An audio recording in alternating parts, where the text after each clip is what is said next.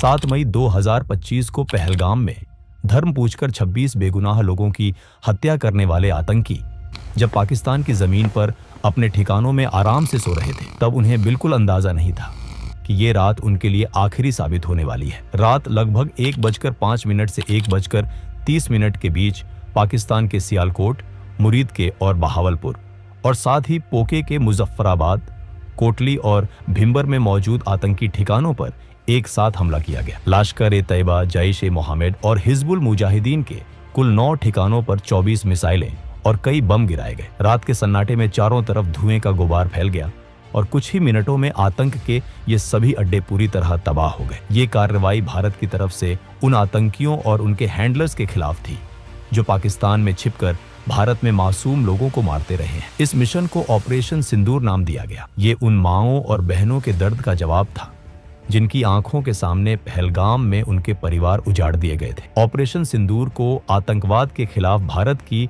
अब तक की सबसे बड़ी मिलिट्री एक्शन माना जा रहा है। पहली बार भारत ने इंटरनेशनल बॉर्डर से करीब 100 किलोमीटर अंदर जाकर आतंकी ठिकानों को निशाना बनाया। इस ऑपरेशन में 100 से ज्यादा आतंकियों के मारे जाने की जानकारी सामने आई।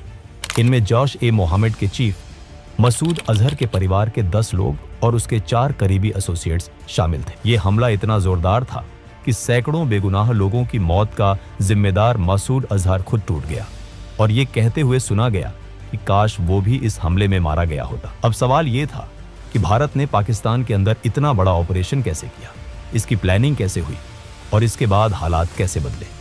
आतंकी ठिकाने तबाह होने के बाद पाकिस्तान ने घबराकर भारत के सिविलियन एरियाज और मिलिट्री साइट्स को नुकसान पहुंचाने की कोशिश की, लेकिन वो इसमें पूरी तरह नाकाम रहा। इसके जवाब में इंडियन आर्म्ड फोर्सेस ने पाकिस्तान के 11 एयरबेस पर कड़ी कार्रवाई की। इससे पाकिस्तान को भारी नुकसान हुआ और उसे पीछे हटने पर मजबूर होना पड़ा।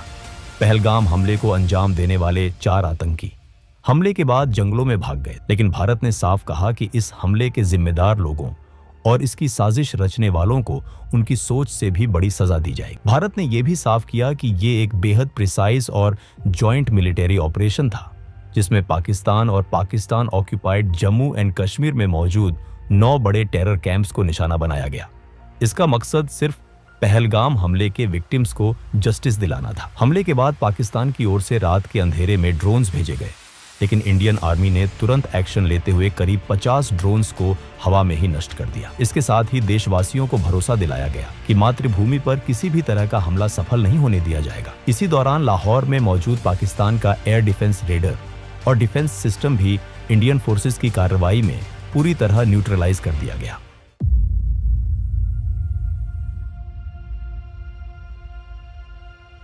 इस पूरी कहानी की शुरुआत 22 अप्रैल 2025 से होती है, जब पाकिस्तान के आतंकी संगठन लश्कर-ए-तैयबा से जुड़े उसके फ्रंट ग्रुप टीआरएफ के 5 से 6 आतंकियों ने पहलगाम की बैसरन घाटी को पूरी तरह दहशत में बदल दिया।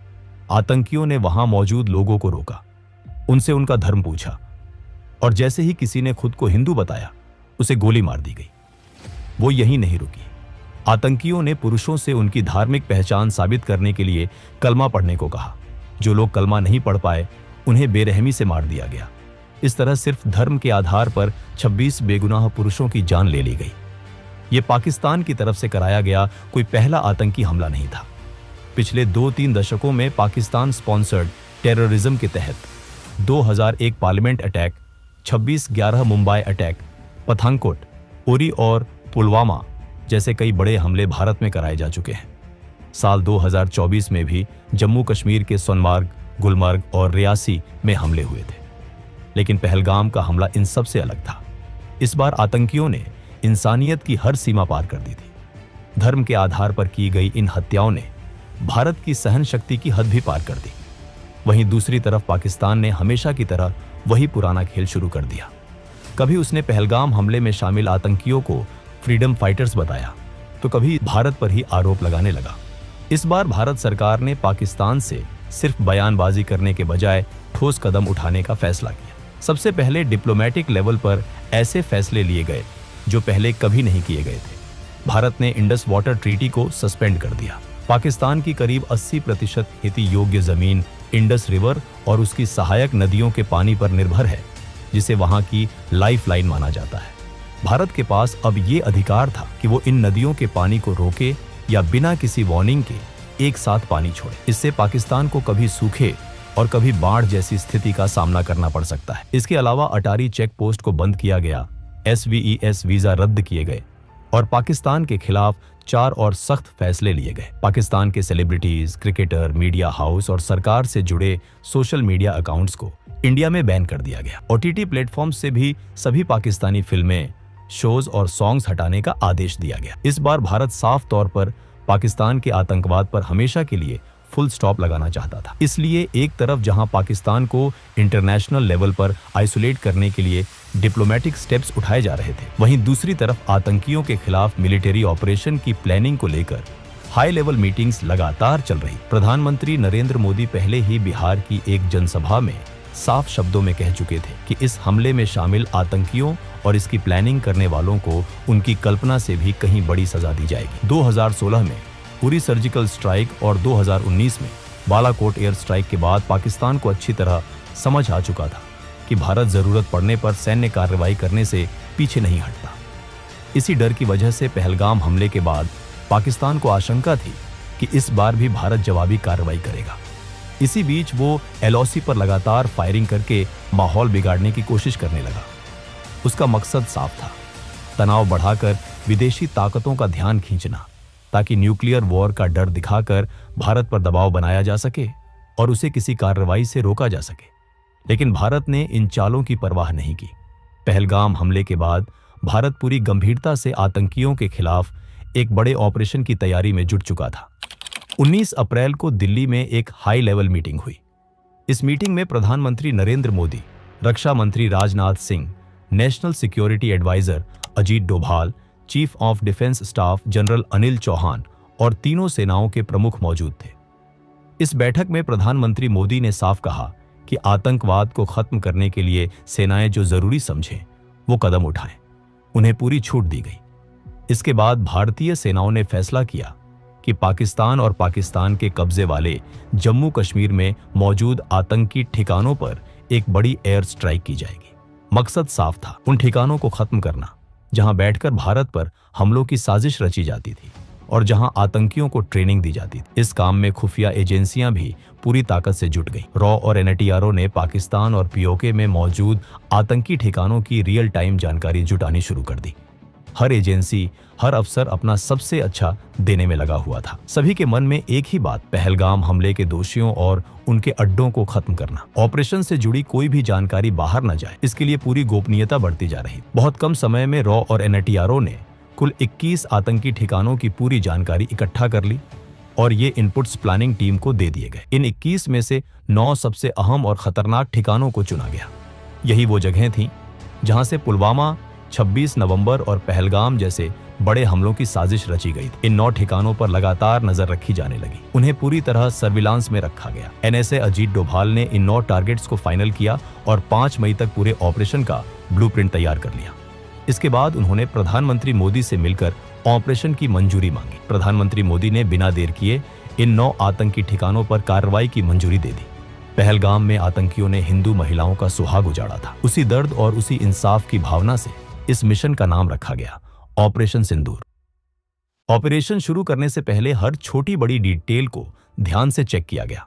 हर पॉसिबल रिस्क का पूरा असेसमेंट किया गया ताकि किसी भी तरह की मिस्टेक की कोई गुंजाइश न रहे। इस मिशन के लिए फाइटर जेट्स की एक मजबूत टीम बनाई गई। इसमें रफाल, मिराज और सुखोई MKI जैसे एडवांस्ड और लॉन्ग रेंज स्ट्राइक करने वाले फाइटर जेट्स शामिल थे। इन सभी एयरक्राफ्ट को इंडियन एयर स्पेस में रहकर ही ऑपरेशन करना था। रफाल और मिराज को फ्रंट लाइन पर रहकर अटैक एग्जीक्यूट करने की जिम्मेदारी दी गई, जबकि सुखोई MKI जेट्स को एयर डिफेंस कवर देना था ताकि अगर कोई खतरा सामने आए तो तुरंत उसे हैंडल किया जा सके। ऑपरेशन में हाई प्रिसिशन और लॉन्ग रेंज वेपन्स का इस्तेमाल होना था। इसमें एस्कैल्प, ब्रामोस और हैमर जैसे मॉडर्न वेपन्स शामिल थे। एस्कैल्प एक क्रूज मिसाइल है जो करीब 550 किलोमीटर दूर मौजूद टारगेट को पिन पॉइंट एक्यूरेसी के साथ डिस्ट्रॉय कर सकती है। यह बहुत लो एल्टीट्यूड पर उड़ती है जिससे एनिमी रेडर इसे डिटेक्ट नहीं कर पाते। ब्राह्मोस एक सुपरसोनिक क्रूज मिसाइल है जिसे इंडिया और रशिया ने मिलकर डेवलप किया है। इसे लैंड, सी या एयर किसी भी प्लेटफॉर्म से लॉन्च किया जा सकता है। इसकी स्पीड साउंड से करीब 3 गुना ज्यादा होती है और यह 500 किलोमीटर तक पहुंच जाती। इसके अलावा फ्रांस की टेक्नोलॉजी से बना हैमर बॉम्ब भी इस्तेमाल किया जाना था। यह बॉम्ब 250 से 1000 किलो तक का पेलोड ले जा सकता है और बिना जीपीएस सिग्नल के भी करीब 70 किलोमीटर दूर के टारगेट को पूरी तरह डिस्ट्रॉय कर सकता है। ऑपरेशन में स्पाइस 2000 बम का इस्तेमाल भी तय था। इस मिशन में कमिकाजी ड्रोन्स भी एक बहुत अहम रोल निभा रहे थे। ऑपरेशन से पहले ये ड्रोन्स एनिमी टेरिटोरी में घुसकर लगातार सर्वेलेंस कर रहे थे। इससे ऑपरेशन टीम को रियल टाइम और एक्यूरेट इनपुट्स मिल रहे थे ताकि किसी भी तरह की गलती ना हो। इंडिया ने जिन 9 सबसे इंपॉर्टेंट टेररिस्ट टारगेट्स को चुना था, उनमें से 5 टारगेट पीओके मेन एलओसी से सिर्फ कुछ किलोमीटर की दूरी पर थे। बाकी 4 टारगेट्स पाकिस्तान के अंदर इंटरनेशनल बॉर्डर से 6 किलोमीटर से लेकर करीब 100 किलोमीटर तक भीतर मौजूद थे। इंडियन एयरफोर्स के साथ साथ इंडियन आर्मी और इंडियन नेवी को भी स्टैंड बाय पर रखा गया था ताकि ऑपरेशन के बाद अगर लैंड या सी पर कोई कॉन्फ्लिक्ट होता है तो तुरंत जवाब दिया जा सके। 6 और 7 मई की दरमियानी रात रफाल, सुखोई MKI और मिराज फाइटर जेट्स मिसाइल्स और बॉम्ब से लैस होकर इंडियन बॉर्डर के अंदर ही अपने अपने टारगेट से सेफ डिस्टेंस पर पोजीशन ले चुके थे। रात का अंधेरा फैला हुआ था, चारों तरफ कंप्लीट साइलेंस थी। पीओके और पाकिस्तान में बैठे आतंकवादी जो कुछ दिन पहले इंडिया के मासूम लोगों की जान ले चुके थे, बेखबर होकर सो रहे थे। उन्हें बिल्कुल भी अंदाजा नहीं था कि यह रात उनके लिए आखिरी साबित होने वाली है। रात के 1 बजे के बाद जब चारों तरफ पूरी तरह सन्नाटा था, उसी वक्त भारत की तरफ से पहला हमला शुरू हुआ। सबसे पहले पीओके की राजधानी मुजफ्फराबाद में मौजूद लश्कर-ए-तैयबा के सवाई नला ट्रेनिंग कैंप को निशाना बनाया गया। यही वो जगह थी जहां ट्रेनिंग लेकर आए आतंकियों ने 2024 में सोनमर्ग और गुलमर्ग में और 22 अप्रैल 2025 को पहलगाम में भारत के निर्दोष लोगों की जान ली। जैसे ही सर्वेलेंस ड्रोन से ग्रीन सिग्नल मिला, इंडियन फाइटर जेट्स ने मिसाइल्स और बॉम्ब्स दागने शुरू कर दिए। कुछ ही सेकंड में सवाई नाला कैंप की इमारतें आग के गोले में बदल गईं। चारों तरफ तेज धमाकों की आवाज गूंज उठी और आसमान काले धुएं से भर गया। कई आतंकवादी वहीं मारे गए और जो बचने की कोशिश कर रहे थे वे गिरती इमारतों के मलबे में दब गए। इसके बाद अगला टारगेट पीओके के मुजफ्फराबाद में ही एलओसी से करीब 15 किलोमीटर दूर मौजूद जैश-ए-मोहम्मद का सैयदना बिलाल कैंप था। ये जैश का रहने का और ट्रेनिंग एरिया था जहां नए रिक्रूट्स को हथियार चलाना, एक्सप्लोसिव्स बनाना और फिडाइन अटैक्स की ट्रेनिंग दी जाती थी।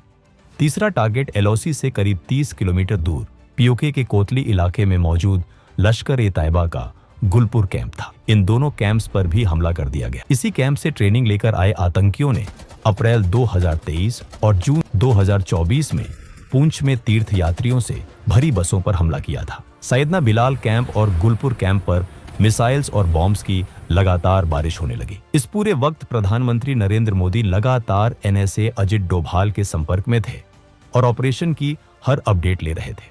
इसके बाद इंडियन फाइटर जेट्स का अगला निशाना भिम्बर इलाके में लश्कर-ए-तैयबा का बरनाला कैंप और कोतली में जैश-ए-मोहम्मद का अब्बास कैंप बना। बरनाला कैंप में लश्कर अपने आतंकियों को हथियार चलाने, फेक आईडीज बनाने और जंगल में सर्वाइव करने की ट्रेनिंग देता था। वहीं अब्बास कैंप, जिसकी कैपेसिटी करीब 15 टेररिस्ट्स की थी, वहां जैश-ए-मोहम्मद फिदायीन तैयार करता था। जैसे ही फाइनल क्लियरेंस मिला, एक के बाद एक कई मिसाइल्स आसमान से गिरी और दोनों आतंकी ठिकाने पूरी तरह तबाह हो गए। उसी दौरान Indian fighter jets Indian air space में रहते हुए पाकिस्तान के अंदर भी जैश-ए-मोहम्मद, लश्कर-ए-तैयबा और हिजबुल मुजाहिदीन के कई ठिकानों को निशाना बना रहे थे। ऑपरेशन पूरी प्लानिंग, स्पीड और एक्यूरेसी के साथ अपने अगले फेज की ओर बढ़ चुका था। पाकिस्तान के अंदर भारत का पहला टारगेट सियालकोट में मौजूद जैश-ए-मोहम्मद का सरजाल कैंप था। इसी कैंप में मार्च 2025 में जम्मू कश्मीर में 4 इंडियन सोल्जर्स की हत्या में शामिल आतंकियों को तैयार किया गया था। इसी इलाके में हिजबुल मुजाहिदीन का मेहमुना जोया कैंप भी मौजूद था, जहां पठानकोट एयरबेस अटैक की प्लानिंग की गई थी। इंडियन एयर स्पेस में रहते हुए फाइटर जेट्स ने सियालकोट के इन दोनों टेरर कैंप्स पर मिसाइल्स और बॉम्ब्स दागे। हथियार अपने तय किए गए टारगेट्स पर जाकर इतने जोर से फटे कि कुछ ही पलों में दोनों कैंप्स मलबे में बदल गए। इसके बाद इंडियन फाइटर जेट्स ने बॉर्डर से करीब 18 से 25 किलोमीटर दूर मुरीदके में मौजूद लश्कर-ए-तैयबा के सबसे बड़े अड्डे मरकाजी तैयबा कैंप को निशाना बनाया। ये वही जगह थी जहां 1990 से आतंक की जड़ें मजबूत की जा रही थी। यहीं 2008 के मुंबई अटैक के लिए अजमल कसाब और उसके साथियों को ट्रेनिंग दी गई थी। डेविड हेडली और तहावुर राना जैसे कॉन्स्पिरेटर्स को भी यहीं तैयार किया गया था। जब इस कैंप के एग्जैक्ट कोऑर्डिनेट्स सामने आए तो ऑपरेशन से जुड़े जवानों के अंदर सालों से जमा गुस्सा और दर्द और ज्यादा तेज हो गया। यह सिर्फ एक टारगेट नहीं था, बल्कि उन लोगों का ठिकाना था जिन्होंने पूरे देश को दहला दिया था। बिना समय गंवाए मिसाइल्स और बॉम्ब्स ने पाकिस्तान एयर डिफेंस रेडार से बचते हुए मरकाजी तैयबा पर हमला किया। जोरदार धमाकों से जमीन कांप उठी, आसमान गूंज गया और कुछ ही पलों में आतंक का यह किला पूरी तरह ढह गया। इन हमलों के साथ भारत पाकिस्तान में चल रहे 8 बड़े आतंकी ठिकानों को खत्म कर चुका था। लेकिन अभी एक सबसे बड़ा और खतरनाक अड्डा बाकी था। यह जैश-ए-मोहम्मद का मेन स्ट्रांग होल्ड था, जो बॉर्डर से करीब 100 किलोमीटर दूर पाकिस्तान के पंजाब प्रांत के बहावलपुर में मौजूद था।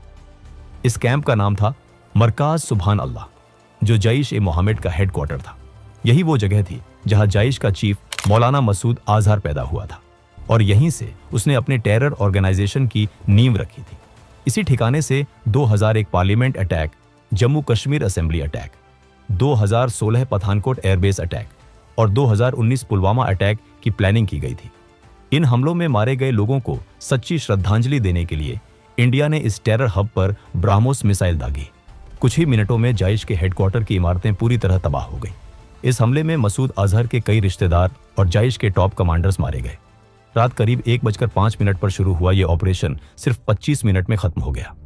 इस दौरान आतंक के कुल 9 बड़े ठिकाने पूरी तरह नष्ट कर दिए गए और 100 से ज्यादा आतंकवादी मारे गए। इस ऑपरेशन में मसूद अजहर का भाई और इंडियन एयरलाइंस IC 814 हाईजैकिंग का मास्टरमाइंड अब्दुल रऊफ अजहर भी मारा गया। इसके अलावा उसके 2 साले और जैश के सीनियर कमांडर्स मोहम्मद यूसुफ अजहर और हफीज मोहम्मद जमील भी इस हमले में ढेर हो गए। इसके अलावा लश्कर-ए-तैयबा के 2 बड़े कमांडर खालिद और मुदस्सर खादियान खास भी मारे गए। भारत के ऑपरेशन सिंदूर का असर इतना गहरा था कि मसूद अजहर पूरी तरह टूट गया। इस हमले में उसके 10 रिश्तेदार और 4 करीबी लोग मारे गए। हालात ऐसे हो गए कि उसने ये तक कह दिया कि काश वो भी उनके साथ मारा गया होता। इस पूरे घटनाक्रम में एक खास बात यह रही कि भारत के ऑपरेशन से करीब 3 घंटे पहले पाकिस्तानी वायुसेना ने सोशल मीडिया प्लेटफॉर्म X पर भारत का मजाक उड़ाते हुए एक पोस्ट डाली थी। उसमें लिखा था, शांति से सो जाओ क्योंकि PF जाग रही है। लेकिन इसके 3 घंटे बाद ही भारत ने पाकिस्तान के आतंकी ठिकानों पर हमला कर उन्हें पूरी तरह तबाह कर दिया और पाकिस्तान को असली मायनों में जगा दिया। ऑपरेशन की सफलता के कुछ ही घंटों बाद 7 मई की दोपहर को भारत सरकार ने एक प्रेस कॉन्फ्रेंस की। इस मंच पर फॉरेन सेक्रेटरी विक्रम मिस्री, भारतीय वायुसेना की विंग कमांडर व्योमिका सिंह और भारतीय सेना की कर्नल सोफिया कुरैशी मौजूद थीं। ये कोई सामान्य प्रेस कॉन्फ्रेंस नहीं थी, बल्कि आतंकवाद के खिलाफ भारत का एक मजबूत और प्रतीकात्मक संदेश था। यह संदेश उन आतंकियों के लिए था जिन्होंने पहलगाम में लोगों से उनका धर्म पूछकर उन्हें मारा था और उनकी महिलाओं से कहा था कि जाकर सरकार को बता देना। उसी सोच को जवाब देने के लिए एक हिंदू और एक मुस्लिम महिला अधिकारी को सामने लाया गया। इससे भारत ने साफ दिखा दिया कि वो धर्म के आधार पर बंटा हुआ देश नहीं है, बल्कि एकजुट राष्ट्र है। कर्नल सोफिया कुरैशी और विंग कमांडर व्योमिका सिंह ने लाइव वीडियो सबूतों के साथ बताया कि भारत ने ऑपरेशन सिंदूर के तहत POK में 5 और पाकिस्तान में 4 आतंकी ठिकानों को निशाना बनाया और सभी को पूरी तरह नष्ट कर दिया। ऑपरेशन के तुरंत बाद विदेश मंत्री S जयशंकर और राष्ट्रीय सुरक्षा सलाहकार अजित डोभाल ने अमेरिका, ब्रिटेन, रूस, सऊदी अरब और UAE जैसे देशों को इस कार्रवाई की जानकारी दी। दुनिया के कई बड़े देशों ने भारत की इस कार्रवाई को आतंकवाद के खिलाफ जरूरी कदम बताया। सबसे अहम बात यह रही कि इस बार भारत की विपक्षी पार्टियों ने भी कोई सवाल नहीं उठाया। सभी ने सेना की सराहना की, सरकार का समर्थन किया और आतंकवाद के खिलाफ देश की एकजुटता दिखाई। इसके बाद पाकिस्तान के रक्षा मंत्री ख्वाजा आसिफ ने बयान दिया कि अगर भारत हमले रोक देता है तो पाकिस्तान भी कोई जवाबी कार्रवाई नहीं करेगा। लेकिन उनकी बातों के उलट पाकिस्तानी सेना लगातार LOC पर भारत के रिहायशी इलाकों को निशाना बना रही थी। पाकिस्तान की ओर से सबसे ज्यादा गोलीबारी पुंछ इलाके में हुई। इस फायरिंग में 12 बेगुनाह लोगों की मौत हो गई, जिनमें 4 छोटे बच्चे भी शामिल थे। इसी हमले में भारतीय सेना के लांस नायक दिनेश कुमार भी शहीद हो गए। इतना ही नहीं, पाकिस्तान यहीं नहीं रुका, उसने भारत के खिलाफ एक बड़े सैन्य हमले की भी कोशिश की। 7 और 8 मई की रात के बीच पाकिस्तान ने जम्मू कश्मीर, पंजाब और गुजरात के करीब 15 शहरों में स्थित भारतीय सैन्य ठिकानों, आम नागरिक इलाकों और धार्मिक स्थलों को ड्रोन और मिसाइलों से निशाना बनाने का प्रयास किया। लेकिन भारत पहले से ही पाकिस्तान की मंशा को समझ चुका था और पूरी तरह सतर्क था। जैसे ही ये ड्रोन और मिसाइल भारतीय हवाई सीमा में घुसे, भारत की मजबूत और कई स्तरों वाली वायु रक्षा प्रणाली ने उन्हें आसमान में ही नष्ट कर दिया। पाकिस्तान की यह साजिश पूरी तरह नाकाम हो गई। भारत ने पाकिस्तान को बता दिया कि वो अपने सुरक्षा से कभी समझौता नहीं करता। अगर कोई देश या संगठन भारत की ओर आंख उठाकर देखेगा तो उसका जवाब उसी भाषा में दिया जाएगा।